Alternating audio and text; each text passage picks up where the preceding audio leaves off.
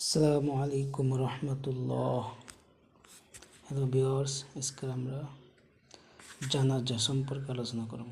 জানাজা আজকে আমরা জানবো জানাজা শব্দের অর্থ কী। জানাজা শব্দের অর্থ মৃত্যুদেহ।